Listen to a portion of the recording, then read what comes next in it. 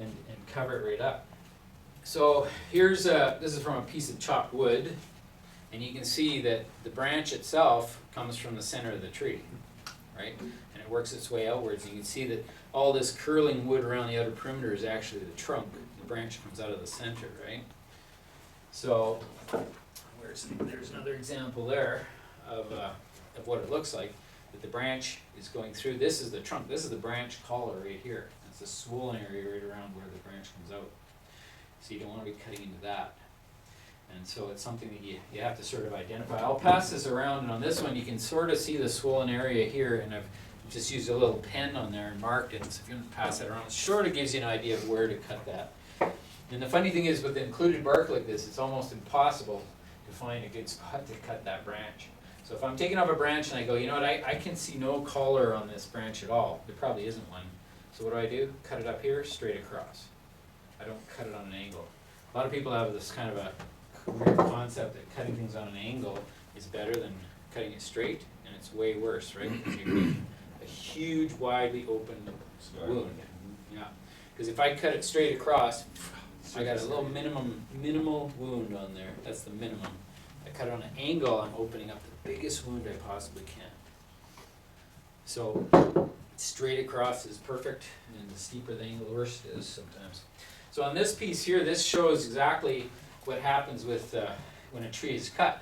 So somebody came along and cut this branch off, probably 10 years ago, and they cut it off, and that was on the outside of the tree, and the tree just healed itself, grew right over top of it. And it's pretty amazing. So you can see on the inside that this is the wood layer that grew over top of it. So that's been healed. That's just a really cool way to see that when a branch is cut properly, that's the result. And when they're not cut properly, if you cut into the trunk, then sometimes the whole trunk will start to die back and you'll open up this huge wound on the side of the tree. With that being said, trees are really tough, eh? You see that? This is a huge branch. It was cut off a tree, but you can see how it grew right over it. Because it left a bit of a stub. There's two separate bits here because there was two sides to this, and it's kind of a weird looking thing, but it's pretty cool to see that a tree can do that. You know, it's just, it's to me, I thought that was a pretty wild looking thing. You can actually see where somebody went and cut that thing off. But that just tells you again that you're better off to leave a bit of a stub than to cut it right flush to the tree. And that's a symptom, right? When you see guys out there, especially with chainsaws. Remember, you don't prune with chainsaws, right? Chainsaw is what you do to relieve the weight off the tree, to get your main cuts done, and then your last final cuts with a nice, not like this, but a good quality hand saw. Yeah, I don't really have a good scabbard saw or something that's really, really razor sharp. All the razor tooth saws are the best. These are all heavily used, but razor tooth is super sharp and just awesome. You know, cut like crazy, but a little bit bigger saw, and they make that final cut just perfect. So the arborist's got a chainsaw on one side, handsaw on the other, goes up, cuts all the wood out, takes his handsaw, makes a nice clean cut before he leaves the tree. So it's pretty interesting to see again how these things. Anybody who's chopped firewood, right? They know exactly what goes on with the branches, right? Because you run into knots all the time that drive you nuts, right? But they're really really important. Are you going to explain about preventive peeling, like when you're double cutting bigger branches to cut underneath first, etc. and all that stuff? Yeah, that's reducing the weight. So what I see a lot of people do wrong. And I wonder why there's a big peel coming off that. It's just like you just destroyed that. Yeah, because anytime you get a peeling, like this is almost like an example, right? Somebody cut in one side and the thing fell and it's ripped down the tree. You know, it's just like, you know, with anybody, the minimal cut you can do, the minimal damage, the better it is for the tree. When you open up a big long rip like that, you're opening it up to disease. So definitely, it's a real wise idea to reduce the weight. So whenever we do trees, typically is we'll use pole saws or hand saws or something, and we just go around and hack all the weight off the trees and just leave stubs.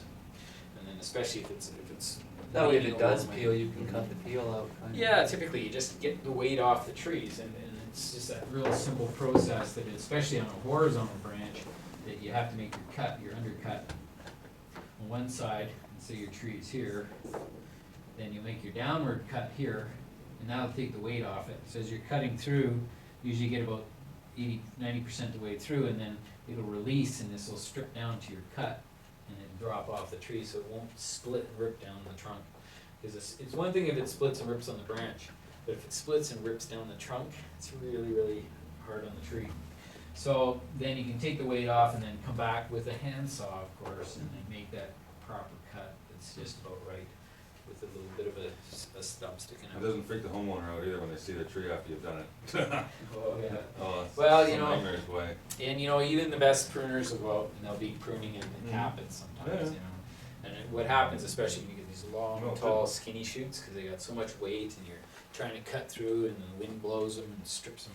Sometimes you can use the technique to help drop the branches closer to the tree, right? Like, don't undercut or undercut out a little ways, and then it'll swing down and drop close to the tree, and then just chop the stubs off after, and then you get a really nice pile under the tree, and you're not hitting lines. Yeah, and there's different ways and different reasons. Sometimes you're removing the tree, right? So removing a tree is always easy because you always hinge it, right? People make a cut on one side and then they'll follow the tree, but if you don't make that cut and just cut from the one side only, if it's not too big, you can just push it and it'll stay attached and drop right where you want it, and then cut it off later, hinging the tree. But yeah, as far as trees go, like even any kind of tree, we're talking about selective removal of branches, right, to achieve the shape we want. We talked about that, and that just means that an old term for that was drop pruning, right? Drop pruning, just selectively removing branches but not affecting the tips or the edge of the branches. So that's how you would do those types of trees. We look for branches that crisscross, that have the rubbing, and remove those, anything that's in that kind of shape.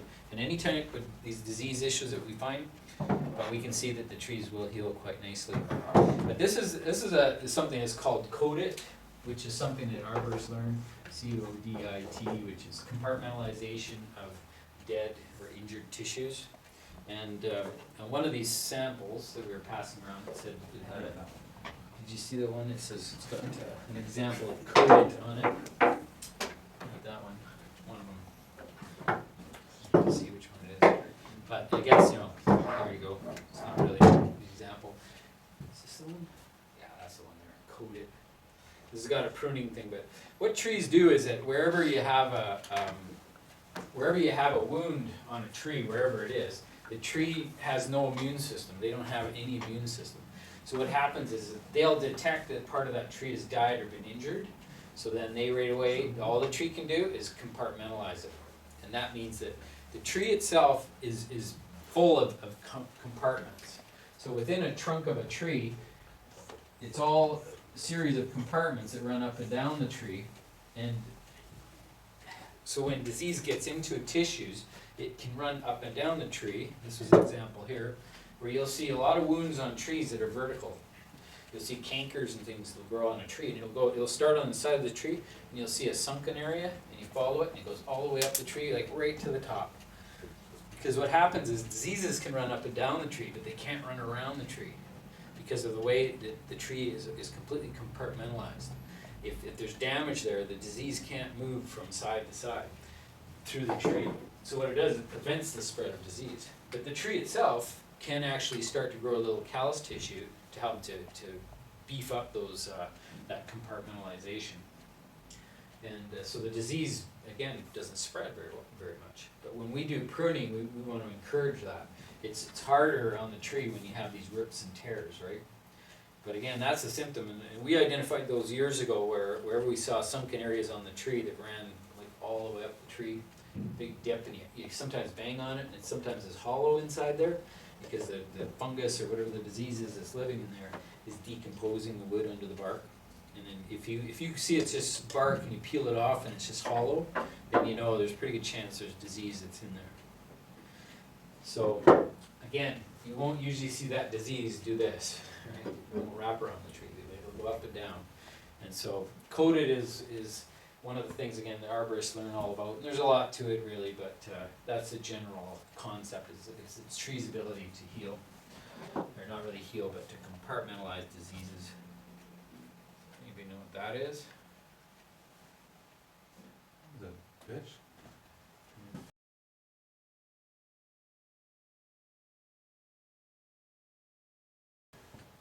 So, Oh, it's barbed wire. or some kind of old wire, Well, I can't see that. isn't it? Here, pass it down. Pretty thick. It's thick, eh? Oh, it might be a nail. I don't know. Yeah, it looks like it, eh? Big old spike or something. It's weird. It shows though how wherever that wound was, the tree is compartmentalized it. It's like lead. But it's actually this way, right? If the bark's this way, this was like this. Yeah. And it was like this in the tree, right? But you would expect it to be like this. Well, you have to look at it closely and determine that. I know. As a plant pathologist, you be able to determine that. But that's just a unique sample. We get some of these samples that we've collected over the years, and they're sometimes a little bit unique, like that one. So I'll tell you what it is when we're done. But so the way we cut these branches and things too, you know, the different types of tools. You know, the handsaw is the ultimate. Anything that's bigger than about that, you should be using a handsaw on it. Anything, you know, bigger than about 1 inch handsaw. Loppers do, no matter how sharp they are and how big they are, their tendency to crush the stems. And so these are more for just smaller branches, and particularly fruit trees and roses. Anything prickly, right? So you don't have to get too close to it. Nice long handles. The hand pruners for all the small stuff, of course. Quality hand pruners as needed. Completely invaluable. Some people use some of these ones that they're either ratcheting, and some of them have they have an anvil effect, and some of these varieties are really bad. They will really crush the stems, right? So as you crush down on them, it just smashes the stem. You want it to slice through it nice and evenly without crushing or damaging the stem. It's that same issue, right? Is that it splits vertically. And so, but the handsaw is the way to go, and you need a whole bunch of different types. The pole saw is my favorite. When I do pruning with a pole saw, nice brand new sharp blade on it. I go around in wintertime, the tree has no leaves on it, right? So it's sometimes hard to see what's alive and what's dead. And I just tap the branches. This technique, I don't know if I've always done that though. I even get up into a tree with a pole saw, and I just tap the branches constantly. Flip it over. So I use the back of the blade, and I just tap it. And what you can tell is by the sound of it whether it's live or dead. So it's like you're feeling as you go. And then you want to see you get this mass of branches up there, so you tap the branch, and you watch where it moves, right? So you know that branch goes in through here and comes out that side of the tree. Really quick for identification. So when I'm in a tree or when I'm doing pruning, I'm just tapping all the time, tapping those branches, and I know exactly where every branch goes, and I know its health. I know it's alive or dead. Because when you hit a live one, you know, it's got a different sound, right? Dead wood's hollow sounding, dry, the bark peels off. So that's my favorite tool. Use a pole saw, a nice light pole saw, about a 10-footer, with a nice sharp blade on there. Just use the back of it and just touch all those branches. You know exactly what needs to go and what needs to stay. It's really a good technique. So as far as young trees go, young trees are one of the things that we need to learn about. Is that when you see a tree, you plant a tree and you got branches on it, and we're all concerned about those branches. But the reality is you come back 10 years later and there's no branches that you can reach, right? A lot of times you can walk under them. If it's a shade tree or ornamental tree, a lot of times those trees are trained up high so you can walk under them. So usually what happens is if you're in charge of that tree, if you see it's been planted, the more branches that you have, the more leaves you have, the more sugar they can make, the more food they can make, the healthier they are. So you want to maintain as many branches as you can, but as it gets bigger, you're starting to eliminate. And sooner or later, somebody's going to make a decision as to what are going to be the main bottom branches of this tree. So we're going to select the bottom branches at some point. Often as we do jobs, we're not always the one who's responsible for that, because over the years many different people are involved in a tree's growth. But the main thing is that we just realize that some of these branches are going to be kept long term and some of them are just short term.